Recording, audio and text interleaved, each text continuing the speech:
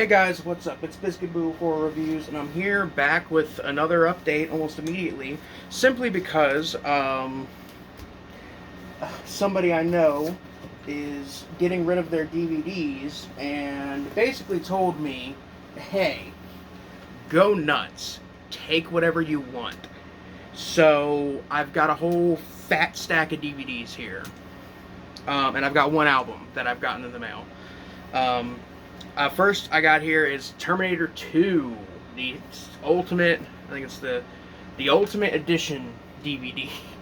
It comes with this nice, like, metal, like actually metal, like slip, and the booklet and the film itself. I'm sure this isn't like the most advanced version of Terminator 2 you can buy. I'm sure there is a Blu-ray out that's like it's like better than this in every way, but as far as I recall, I don't own Terminator 2 on any format, so I figure a DVD like this is a better place to start than nowhere. The last time I saw Terminator 2 was on cable like 3 or 4 years ago, and it still held up pretty well in my opinion. I think it's like one of the greatest action movies of all time. I don't think anybody here would disagree with that.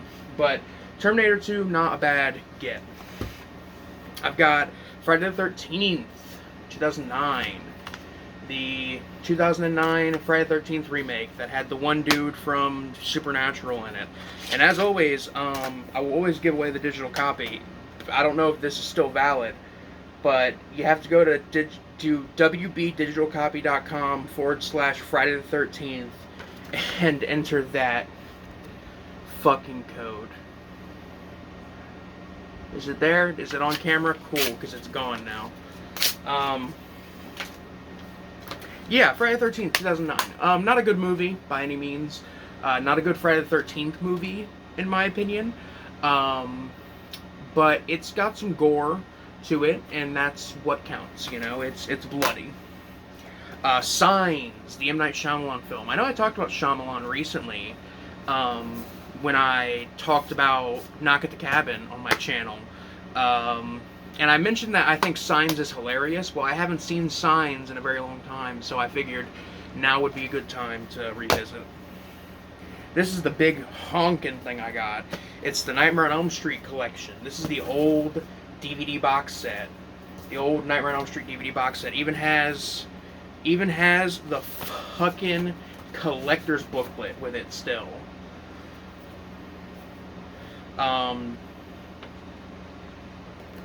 This is a hell of a get, because I don't even think they sell this anymore in this set.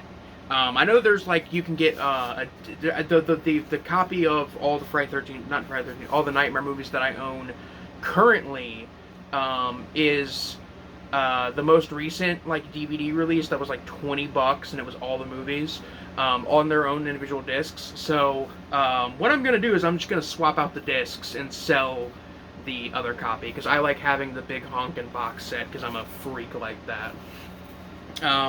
But yeah, it's a little busted up. Like there's some edge wear and shit, but it's free. Can't say no. I got the Munsters, the first season of the Munsters. The Munsters is a show that was very, very important to me as a kid. I watched it a lot with my mom, and I'm very happy to have the first season on DVD. I think this first season is like pretty much half the series, because the show was only on the air for 2 seasons, I think. So this is like a good 30-ish episodes of the Munsters. But this is a nice little collector's set. It's got this little thing. Yeah, the Munsters. Why the fuck not? Interview with the Vampire, starring Tom Cruise. This is probably the...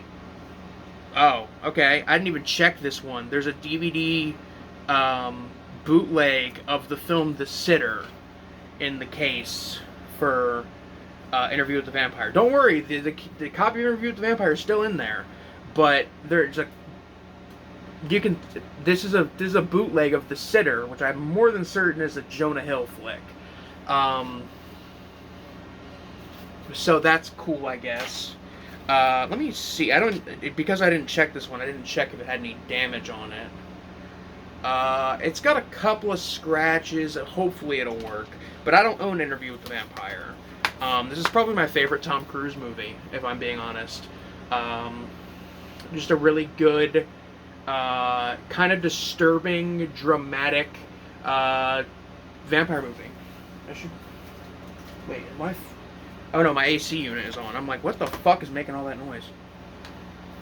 This one's a little dinged up, but it's Howard the Duck, which is my favorite Marvel movie. Maybe not my favorite, but it's up there as far as Marvel films go, because this is technically a Marvel film. Everybody hates this movie. Everybody really hates this movie, shits on it, you know. But I think Howard the Duck is actually a pretty good time and very fun. Even if it is different from the comics and a very it's different. The thing I understand is like the reasons that people hate it are like A, it's just considered to be bad, which I don't think this movie's that bad, and B, it's like not true to the comics, and I'm just like, dude, this was the 80s, like take it or leave it, man. And if you're gonna leave it, don't call it the worst movie ever made, because this is one of the famous ones that has a connotation as being one of the worst ever made, I think. At least, you know, when people bring it up, people usually say like, oh, that's one of the worst movies I've ever seen, that's one of the worst movies ever made. That's something I would always hear when people would discuss this film, but I really like this film, and this is going to go in my collection, happily. We got some Blu-rays. I've got The Last Dragon on Blu-ray. This is like the 30th anniversary edition, which also has the digital code in it. So if you want this code, here. I hope that's readable.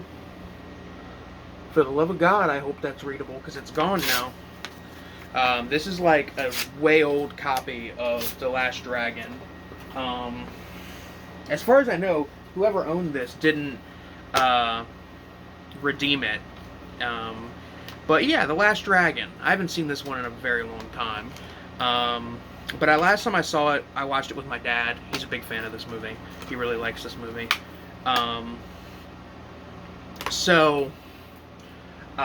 You know, maybe I'll rewatch it with him. I remember this being a pretty fun kind of martial arts movie. I don't have much to say.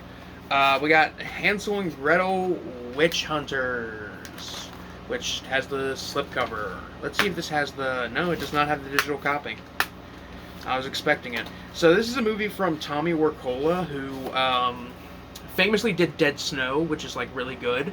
I remember when this came out, I did not give a shit about it. I didn't want to give a shit about it. And when I saw it, I didn't really like it. I haven't seen it since like it came out and the hype died down surrounding it. So maybe I'll like it on a rewatch. I can't remember when this is from. I remember this movie being pretty violent though. So I'm sure it's probably a good time. I'm sure I was just cynical at the time, because I was a dumb, cynical teenager when this came out. But yeah, Hansel and Gretel Witch Hunters. I remember not liking it very much. I'll have to rewatch it. Total Recall with Schwarzenegger. I have not seen Total Recall. I know that's like probably shocking as somebody who likes movies, but yeah, I have not seen Total Recall. This is like the fucking most bare bones like Blu-ray I've ever seen. Like there's nothing special or unique about how it's presented. It's literally that meme, graphic design is my passion, because it's boring as shit. This one isn't boring as shit though. Ooh, and there's a digital copy in it. We got the special edition steelbook of Boys in the Hood, which is a classic film. I genuinely think Boys in the Hood. I mean, I don't think too many people would disagree with me when I say this is a classic or this is a great movie. But Boys in the Hood, really, really good movie. I don't have too much to say about it. Last time I watched it was a few years ago, so I can't, like, other than saying last time I watched it I really liked it, I can't really say too much about Boys in the Hood. But here's the digital code for Boys in the Hood. Is that reading? That better have read, because it's gone now. It's gone. Next one. This is a 4-disc set. Oh, this is... And it's the fucking stupid stack style. Oh my god. Okay, let me see if this is actually, like, all 4 discs. 2... That's part 1. That's part 3. And that's the 4th animated one. I'm sure these are all in decent... I'm sure these are all in decent condition. I'm of course talking about the Teenage Mutant Ninja Turtles 4-film set, which contains the 3 live-action Ninja Turtles movie, as well as the animated TMNT film. I like the live-action Ninja Turtles movies. They're pretty fun and entertaining. I will... Funny story about the last time that I watched Teenage Mutant Ninja Turtles 2. It was last summer, and I was doing shrooms with my friends, and we wanted something to watch, and I was like, give me the remote, and I put on Teenage Mutant Ninja Turtles 2, the Secret of the Ooze. That's something I did last year. So that's a good story. That's a fun time. This one is just a surprise. I didn't... let me see. Oh, and the fucking code is in here. This is a Blu-ray DVD pack, which I guess is relevant because this movie the sequel to this, just came out recently, and I haven't watched any of these movies more than once. I've seen them all, but I haven't seen any of them more than once, except for the first one. It's John Wick Chapter 2 on Blu-ray DVD and digital, which I'll give away the digital in just a second. I like the John Wick movies. I think they're very fun, very violent action films. I think they're like really well choreographed, and all the stunt work is really great. I will say they are really stupid. Like, the physics and the logic of them is kind of dumb. It kind of feels like how old spy movies are really dumb, and like they take themselves super seriously, is kind of how I think John Wick is. But at the same time, do not get me wrong, I'm not saying it's bad, because John Wick is like legitimately really good shit. I think the first one is like a really great revenge film, and then the rest of them are just like really great action films. But the first one is a great revenge kind of thriller action film.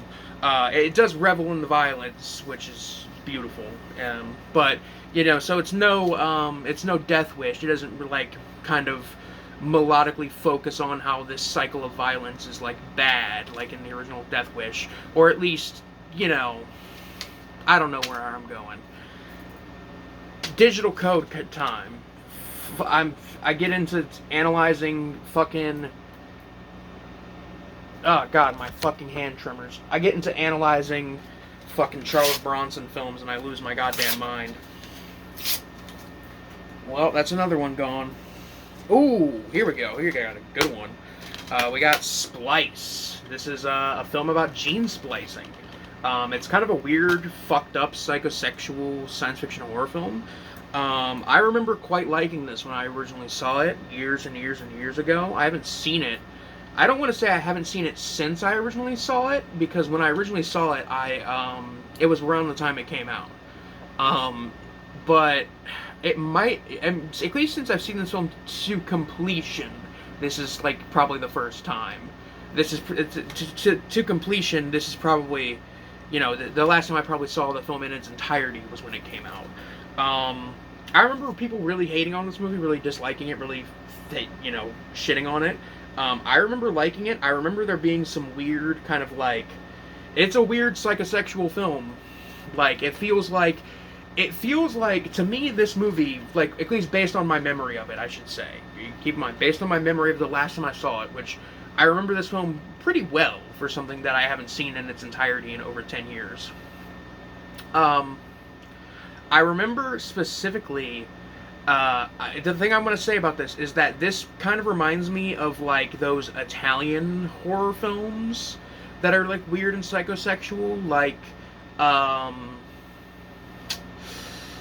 what's that one? Beyond the Darkness, that Joe D'Amato film. It kind of reminds me of how those films are like they're doing their own thing and they're still really good horror films, but at the same time they got this weird sexual tinge that's really uncomfortable and kind of disturbing, and that's kind of what Splice has going on, at least from what I remember. We're getting down to the nitty gritty of this. We got the Dark Crystal. I haven't seen the Dark Crystal in many years, since I was a child. And I remember hating it and thinking it was really boring. So maybe the Dark Crystal will be good on a rewatch if I give it another shot as an adult. But I don't know. We shall see. We got Jackass. Hell yeah. I think it's funny on the back of the case here. It says, "This is the funniest film of 2002, whether or not uptight film snobs admit it." Which I think is hilarious because, like, Jackass is such a beloved franchise that, like, I see people on, like, Letterboxd genuinely reviewing all of these movies, and they're, like, being 100% genuine and saying, like, these are really great, like, films that are about, like, brotherhood, and they're also, you know, like, very interesting pictures of of the world post 9/11. You know, and how there is, like, a weird homosexual tinge to a lot of this stuff, how this could be read as queer filmmaking. You know, you see all these people analyzing these films now, and I think it's really interesting that on the back of the case it just says, "Whether uptight film snobs admit it, this is a funny movie." And now there are people who are like, this is, you know, a really great kind of almost piece of outsider art. It's really interesting to read about shit like that. I'm going to save the best film for last. The best film that I managed to score for last. I've got the Brendan Fraser epic, Airheads. I know one of the last videos that I reviewed, The Whale. This is Airheads. This is basically a remake of Dog Day Afternoon, except it's about a band holding a radio show hostage. Radio show host and, like, everybody in the radio building, everybody in the broadcast center hostage in order to get their song played on the air. And that's what it's about. And it's basically, it plays very similar to Dog Day Afternoon, I realized after rewatching it last year. And this is one of my favorite Brendan Fraser movies. I think this movie is very funny. It's got Steve Buscemi in it. It's got Adam Sandler. A really solid comedy overall. It's even got Chris Farley. Chris Farley is in it for a little bit. Which I think is fun. Yeah, I like this film. It's fun. We got Goodfellas. I haven't seen Goodfellas in, like, probably since I was a kid, and I was too young to understand why it was good. But I remember still, thinking it was good even when I was a kid and when I saw it. This is a way old DVD copy of Goodfellas. But I'm gonna have to rewatch this now that I have a copy. And the last film, which is the best film I managed to get my hands on, is Pee-wee's Big Adventure. If you don't understand why I said this is the best movie out of everything I got, then we can't be friends. Pee-wee's Big Adventure is an amazing movie, and it's a movie that's very important to me. I've always really liked this film, and